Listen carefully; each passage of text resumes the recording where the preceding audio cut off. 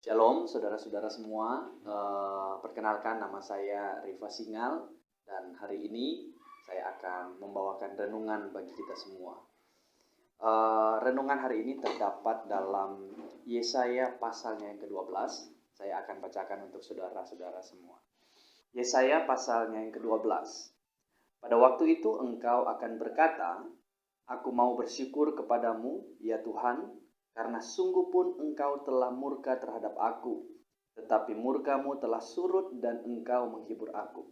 Ayat yang kedua, sungguh Allah itu keselamatanku, aku percaya dengan tidak gemetar, sebab Tuhan Allah itu kekuatanku dan mazmurku. Ia telah menjadi keselamatanku.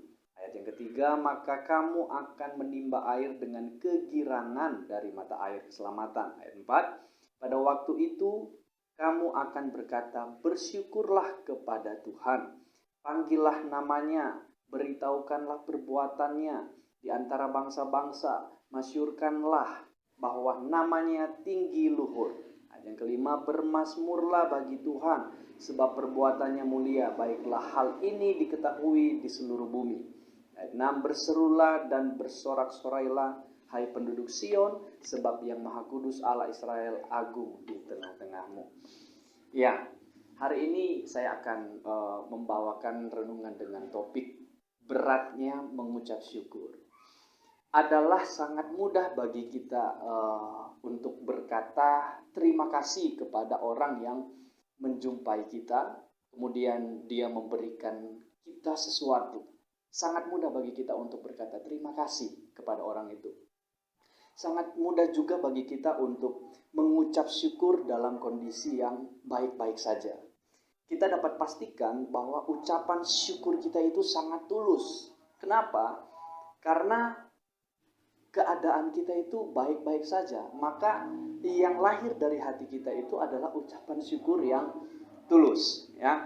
Nah, dan sangat juga dipastikan bahwa kita itu sudah sangat terbiasa mengucap syukur dengan keadaan-keadaan yang seperti itu, ya, keadaan yang baik-baik saja, sukacita, kebahagiaan, kemudian kegirangan, keadaan yang penuh dengan tawa. Nah, hal-hal inilah yang kemudian mendorong kita untuk mengucap syukur. Nah, ketika seseorang merayakan ulang tahunnya, tentulah sangat mustahil jika di sana itu tidak ada ucapan syukur, tidak ada rasa terima kasih. Dan perlu kita ketahui bersama bahwa ucapan syukur dalam keadaan yang sangat baik bukan lagi hanya melalui kata-kata saja, tapi kebanyakan orang itu menunjukkan rasa ucapan syukurnya itu melalui bentuk-bentuk yang kelihatan. Ya, contohnya menyediakan makanan, menyediakan minuman, orang-orang yang hari berulang tahun, orang-orang yang merayakan acara mungkin pernikahan, pasti mereka menunjukkan rasa ucapan syukur mereka itu dalam bentuk-bentuk seperti itu. Dan ini adalah hal yang sangat-sangat kelihatan sekali dan banyak kita jumpai. Nah, seorang pernah dengan tiba-tiba ya menyodorkan amplop yang berisi uang kepada saya, dan ternyata orang itu baru saja berhasil, ya, dia baru berhasil dalam bisnisnya, dalam usahanya, dan saya tahu bahwa hal itu ketika dia menyodorkan amplop dan amplop itu berisi uang, saya tahu itu adalah bentuk terima kasihnya, bentuk ucapan syukurnya, sehingga dia memberikan amplop itu kepada saya, ya. Nah, artinya begini, dalam kondisi baik, segala sesuatu itu bisa menjadi ringan, segala sesuatu itu bisa menjadi enteng, bahkan bisa membuat kita menjadi mudah melakukan sesuatu. Nah, itu adalah hal yang wajar bagi kita.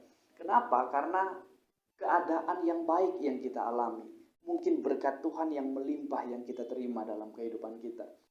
Saya yakin bahwa semua manusia itu bisa menunjukkan rasa ucapan syukurnya dalam keadaan yang baik-baik saja. Nah, dalam pembacaan tadi, Daud ya, dalam Mazmurnya berkata, bersyukurlah kepada Tuhan, Bermazmurlah bagi Tuhan. Daud itu penuh dengan kegirangan, Daud itu penuh dengan sukacita. Karena apa? Karena Tuhan telah menyelamatkan bangsa Israel. Apa yang kita renungkan dari pembacaan ini?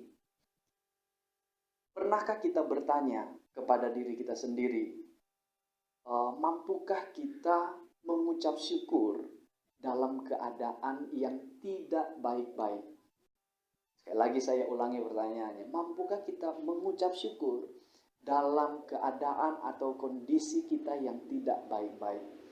Ini akan menjadi pertanyaan yang mungkin bisa kita jawab dalam hati kita masing-masing. Ya, salah satu hal yang sangat mustahil kita lakukan adalah mengundang saudara, teman, ya, mungkin kerabat terdekat kita, dan menyediakan makanan bagi mereka, dan mengajak mereka untuk mengucap syukur atas kecelakaan yang menimpa kita, atau sakit penyakit yang sudah bertahun-tahun, kemudian kita mengajak teman kita, saudara kita untuk mari sama-sama mengucap syukur. Itu sangat mustahil kita lakukan. Karena apa? Karena kita dalam kondisi keadaan yang tidak baik-baik. Ya. Kecelakaan yang menimpa kita itu adalah sesuatu yang tidak baik-baik. Sakit penyakit yang sudah bertahun-tahun yang kita jalani itu adalah keadaan kondisi yang tidak baik-baik. Dengan jujur saya mau berkata bahwa mengucap syukur dalam kondisi yang tidak baik-baik saja sangatlah berat. Ini sangat berat mengucap syukur dalam keadaan yang tidak baik-baik. Bagaimana kita mau mengucap syukur kalau kondisi kita ini penuh dengan penderitaan? Bagaimana kita mau mengucap syukur, mau berkata terima kasih dalam kondisi yang penuh dengan kekurangan? Sedangkan kita melihat banyak orang-orang yang hidup dalam kemewahan, banyak orang-orang yang hidup dalam kenyamanan dan lain sebagainya. Nah, bagaimana kita mau mengucap syukur dalam keadaan seakan-akan tidak adanya keadilan sama sekali? Beratnya mengucap syukur ya dalam keadaan seperti ini.